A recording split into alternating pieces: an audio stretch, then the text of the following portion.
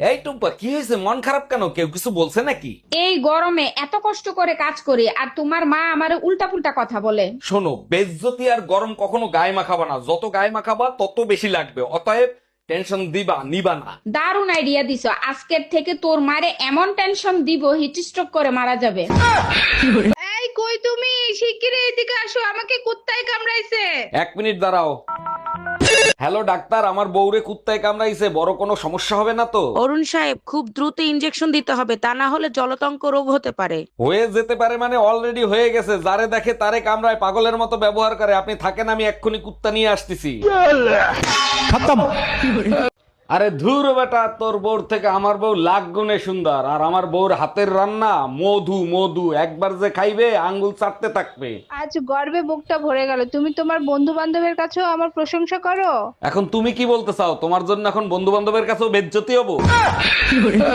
ভাবি, আমার সোনা বউকে খুঁজে পাচ্ছি না। সে কি আপনাদের বাসায়? মন থেকে বলছি ভাই, আপনার মতো স্বামী যেন প্রতিটা মেয়ের ভাগ্যে জোটে। নিশ্চয়ই আল্লাহ আপনার দোয়া কবুল করবে। আরে ভাই, আপনার বউ তো 6 মাস আগে মারা গেছে, প্রতিদিন কেন জিজ্ঞেস করেন? বারবার শুনলে কলিজাটা জুড়াইয়া যায়। অরুণ ভাই, ভাবি বললো ঘরের সুখ শান্তি নাকি আপনিই বজায় রাখেন, তা এর গোপন রহস্যটা কি? ভাবি, চাইলে সবাই করতে পারে। ঘরের বউকে সবসময় বন্ধু বানিয়ে রাখতে হবে, তার সাথে দুনিয়ার সব কথা শেয়ার করতে হবে। শুধু একটা কথা মাথায় রাখতে হবে, গার্লফ্রেন্ডের কথা ভুলেও তাকে বলা যাবে না। সরি অরুণ ভাই, ভাবি পাশে থেকে সব শুনতিছে। তোরে যদি এক বাপে পয়দা দিয়ে থাকে তাহলে তুই বাসায় থাক, আমি আসতেছি।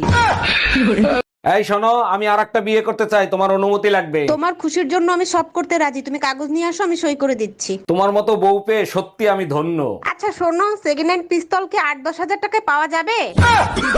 অরুণ দা, শুনলাম আপনি গঙ্গায় নাকি পাপ ধুইতে যাচ্ছেন। জি ভাবি, ঠিকই শুনছেন। শুধু আমি একা যাচ্ছি না, আপনার জামাইরেও সাথে নিয়ে যাচ্ছি। শুনে খুব ভালো লাগলো, এরপর থেকে ভালো হয়ে চলবেন। ভালো না হয়ে উপায় আছে? ঘরে যে দজ্জাল বউ। পাপ ধুইতে কোথাও যাওয়া লাগবে না, তুমি কি কি পাপ করছো আমারে বলো, আমিই ধুয়ে দিচ্ছি। আচ্ছা শোনো, তুমি একবার ভাবো তুমি আমারে সাইডে দিছো। আচ্ছা ভাবলাম, আমি তোমারে ছেড়ে দিছি। বলার সাথে সাথে ভাবা হয়ে গেছে। আরে বাবা, তুমিই তো ভাবতে বললা, তাই তো ভাবলাম। আচ্ছা ঠিক আছে, বাদ দাও, এবার ভাবো তুমি আমারে সাইডে দিছো। ভাবা তো দূরে থাক, আমি স্বপ্নেও ভাবতে পারবো না। কথাটা সারা জীবন মনে থাকে জানি। এই টুম্পা, কই তুমি? শিগগিরই এদিকে এসো, পাশের বাড়ির বউ শাশুড়ির ঝগড়া লাগছে।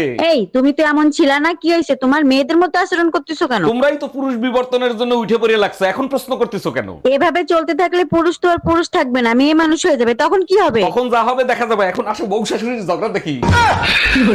এই সংসারের ঘানি টানতে টানতেই আমার জীবন শেষ হয়ে যাবে, কেউ আমার কোনো কথা শোনে না। সারা দিন মুখ চালাইতে থাকো, তোমার কথা কে শুনবে? একটু মুখ চালানো বন্ধ করবা, দেখবা তোমার কথা সবাই শুনবে। আমি মুখ চালাই দেখেই এখনো তোর সংসার টিকে আছে, যেদিন বন্ধ করে দেব না তোর সংসার আর তোরা বরবাদ হয়ে যাবি। ও ভাই, তুই মুখ চালানো বন্ধ কর, আমরা বরবাদ হইতে চাই।